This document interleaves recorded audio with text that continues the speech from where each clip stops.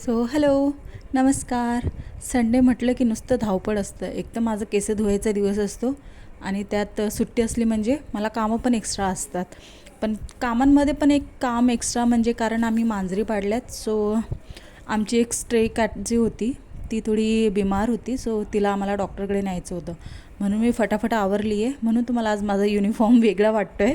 मी dress घातला आहे. कारण जायचं आहे म्हणूनच. तर तिला थोडं डिहायड्रेशन झालं आहे आणि तिची ऑक्सिजन पातळी पण थोडी कमी झाली आहे. तिला डॉक्टरकडे न्यायचं होतं. कालपासून जायचं ठरवत आज शेवटी संडे आला. म्हटलं आज जाऊनच येऊया. आम्ही निघालो. कॅटला घेतलं सोबत वगैरे. जाताना बरीच ती कॅ ओरडत होती. तिला थोडंसं शांत केलं. तिला बोलून बसवलं वगैरे.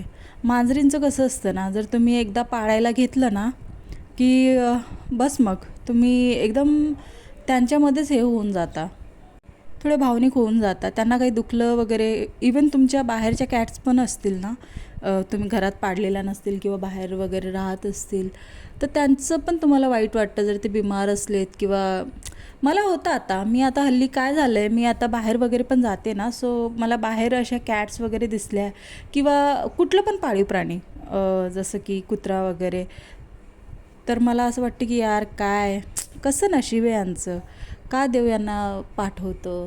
यांचे किती हाल होत असतील खायला प्यायला. यांना एक तर कमवता येत नाही आणि त्यांना सोडून दिलं आहे माणसांसोबत. कसं राहायचं, कसं जगायचं हे तर त्यांना माहीतच नसते. किती जगणं कठीण होत असेल त्यांचं. आम्ही डॉक्टरच्या क्लिनिकजवळ पोहोचलो. डॉक्टरच आम्ही यांच्याकडे सुरुवातीपासून आमचे कॅट्स वगैरे घेऊन येतो आणि बाहेर कॅट्स वगैरे असतील ना, त्यांना पण खायला टाकतात. खूप चांगले डॉक्टर आहेत.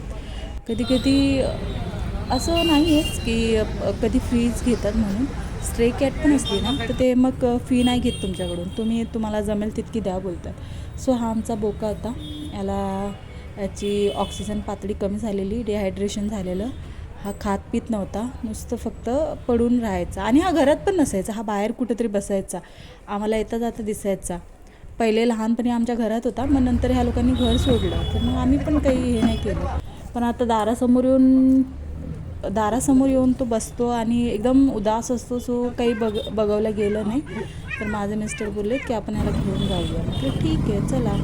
त्याला डॉक्टरने सलाईन वगैरे लावली आणि छानपैकी इंजेक्शन वगैरे दिले. तिथंच कोणतरी साईडला त्यांचं एक पेशंट आलेलं त्यांच्या कॅट्सला घेऊन, तर त्यालाच मदतीला बोलवून त्याला इंजेक्शन वगैरे सलाईन वगैरे देऊन त्यांनी बरं केलं. तो आता ठीक आहे. आता त्याला आम्ही घरी घेऊन जातो. रस्त्याने खूप कंटाळा येतो गाडीवर पण बसलं तरी, पण संडे म्हटल्यावर हे कामं करायचीच. असा टाईम होता. आता काही घरी जाऊन करायची इच्छा काही राहिली नाही आहे. प्रवासात तिथे दिसला व्हिडिओमध्ये थोडासा, पण आम्हाला जवळपास 1 तास गेला. थकली आहे. परत भेटूया एका नवीन ब्लॉगमध्ये. आजच्यासाठी एवढंच.